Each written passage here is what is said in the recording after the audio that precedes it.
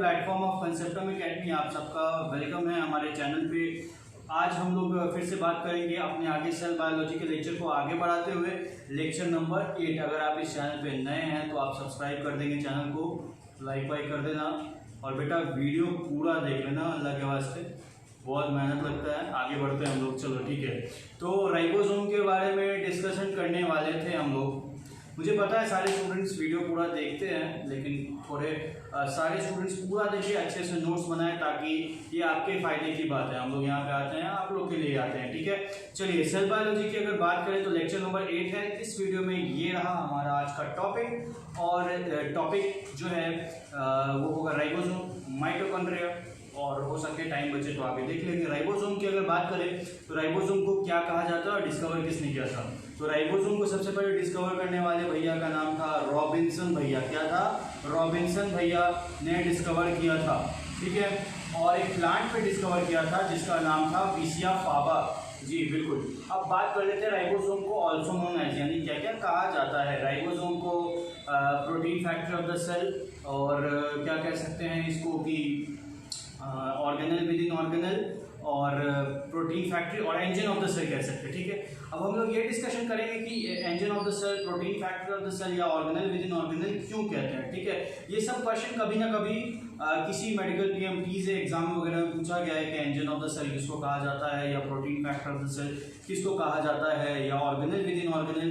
Boards के question में पूछ सकता है कि बताइए ऑर्गेनल विद इन ऑर्गेनल क्यों कहा जाता है। तो चलिए आगे बात करते हैं, ऑर्गेनल विद इन ऑर्गेनल क्यों कहा जाता है। इसका मतलब क्या है? ऑर्गेनल के अंदर ऑर्गेनल, इसका मतलब राइबोसोम किसी दूसरे ऑर्गेनल के सरफेस के ऊपर भी प्रेजेंट रहता है, जिसके कारण इसको ऑर्गेनल विद इन ऑर्गेनल कहा जाता है। देखिए, और राइबोसोम दो फॉर्म में एग्जिस्ट करता है। एक फ्रीली एग्जिस्ट करता है, मतलब सेल के साइटोप्लाज्म में राइबोसोम चुपचाप पाया जाता है, और दूसरे ऑर्गेनल के ऊपर भी पाया जाता है, इसीलिए इसको ऑर्गेनल विद इन ऑर्गेनल कहा जाता है, ठीक है। ये हो गया। अब आगे बात करते हैं, अच्छा किस किस ऑर्गेनल पे पाया जाता है। तो जैसे माइटोकॉन्ड्रिया के ऊपर पाया जाता है, और एंडोप्लाज्मिक रेटिकुलम के ऊपर पाया जाता है, ठीक है, रफ एंडोप्लाज्मिक रेटिकुलम के ऊपर।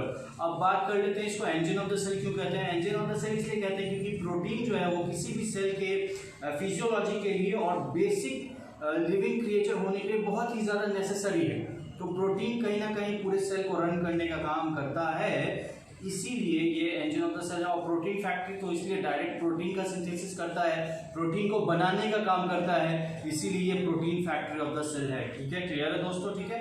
अब आगे बढ़ा जाए राइबोसोम में। राइबोसोम के दो यूनिट्स हो सकते हैं, एक बिगर यूनिट होता है और एक स्मॉलर यूनिट होता है। जैसे आप लोगों ने पढ़ा है सेल में प्रोकैरियोटिक सेल और यूकैरियोटिक सेल। यूकैरियोटिक सेल में बाबू 80S राइबोसोम प्रेजेंट होता है। कितना S? 80S। अब S क्या है पहले बता देते हैं, फिर S बताएंगे क्या होता है। तो यूकैरियोटिक सेल में 80S राइबोसोम प्रेजेंट होता है, और प्रोकैरियोटिक सेल में 70S राइबोसोम प्रेजेंट होता है। S क्या है? S जो है वो सेवेडबर्ग कांस्टेंट, सेवेडबर्ग कोफिशिएंट या सेडिमेंटेशन कोफिशिएंट कहा जाता है। S डिनोट्स क्या? सेडिमेंटेशन कोफिशिएंट या फिर सेवेडबर्ग यूनिट कहा जाता है इसको, ठीक है। ये बेसिकली डेंसिटी और मास का कॉम्बिनेशन का एक यूनिट है, सेडिमेंटेशन कोफिशिएंट, ठीक है। तो इसमें जैसे अगर बात करें यूकैरियोटिक सेल में प्रेजेंट है 80S, तो ये दो कंपोनेंट्स का बना होता है, दो यूनिट्स का बना होता है। जैसे कि 80S है तो 80S मिलके बना होता है 60S प्लस 40S, यानी कि राइबोसोम जो है वो हमेशा दो यूनिट्स का मिलके बनता है, जिसमें एक बिगर यूनिट होती है, एक स्मॉलर यूनिट होती है। तो बिगर यूनिट जो होता है वो हो जाता है 60S, और 40S हो जाता है स्मॉलर यूनिट। तो अब सवाल आएगा कि 60 प्लस 40 तो 100, तो 80 कैसे? तो ये एक्चुअली जो ये आपको दिखा रहा है, ये कॉम्बिनेशन से मिक्स होके बनता है, ठीक है ना। मतलब ये कुछ इसका और मिक्स होके बनता है। ऐसा नहीं है कि just simple sum up mathematics की तरह नहीं हो जाता 60 प्लस 40। ये बायोलॉजी का प्लस है बाबू, ऐसा ही होता है। 60 और 40 का मिक्सचर मिलके 80S बनाता है, 80S, ठीक है। जहाँ पे S क्या है? सेवेडबर्ग कांस्टेंट है। अच्छा, अगर बात कर ले 70S की, तो 70S बचता है 50S प्लस 30S से, तो फिर बन जाता है 70S, ठीक है। ये होता है प्रोकैरियोटिक सेल। अब देखो यहाँ पे राइबोसोम का स्ट्रक्चर दिख रहा है। अब राइबोसोम में दो यूनिट है, एक बिगर यूनिट और एक स्मॉलर यूनिट। तो बिगर यूनिट स्मॉलर यूनिट से अटैच होता होगा ना भाई, फेविकोल से तो नहीं होता होगा, किसी ना किसी चीज़ से तो होता होगा, और वो होता है मैग्नीशियम आयन से, Mg+2 से अटैच होता है, जिसकी मोलरिटी कांस्टेंट 0.001 m यानी कैपिटल M होती है, ये इसका मोलरिटी कांस्टेंट होता है। Mg+2 के हेल्प से वो बड़ा यूनिट राइबोसोम का और छोटा यूनिट राइबोसोम का अटैच्ड होता है, ठीक है। कभी कभी राइबोसोम जो है वो मैसेंजर आरएनए के ऊपर भी प्रेजेंट होता है, तो जब राइबोसोम मैसेंजर आरएनए के ऊपर प्रेजेंट होता है तो एक कॉम्बिनेशन बनाता है या एक कंपाउंड बनाता है जिसको पॉलीराइबोसोम या पॉलीसोम भी कहते हैं, ठीक है। ये काम हो गया। अच्छा, जब इसको ऑर्गेनेल विद इन ऑर्गेनेल कहा गया है तो इसका मतलब है कि ये अकेले रह के भी प्रोटीन सिंथेसिस कर सकता है और दूसरे ऑर्गेनेल के ऊपर रह के भी प्रोटीन सिंथेसिस कर सकता है। ये आप समझ गए राइबोसोम के बारे में।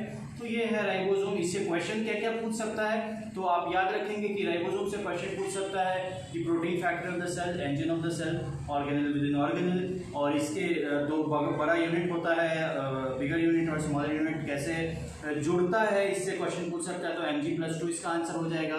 इसका मोलर कंसेंट्रेशन पूछ सकता है जो आपको बता दिया गया है। और बात किया जाए तो इसके बारे में पूछा जा सकता है कि यूकैरियोटिक सेल में कैसा राइबोसोम, प्रोकैरियोटिक सेल में कैसा राइबोसोम प्रेजेंट होता है, कौन कौन से ऑर्गेनेल। तो ये सारी बातें हम लोग डिस्कस कर चुके हैं, इसके डिस्कवरीज को डिस्कस कर चुके हैं, किस प्लांट से किया गया था वो भी डिस्कस कर चुके हैं। तो इतने सारे बात के बाद राइबोसोम से थोड़ा सा विदा लेते हैं और माइटोकॉन्ड्रिया को शुरू करते हैं।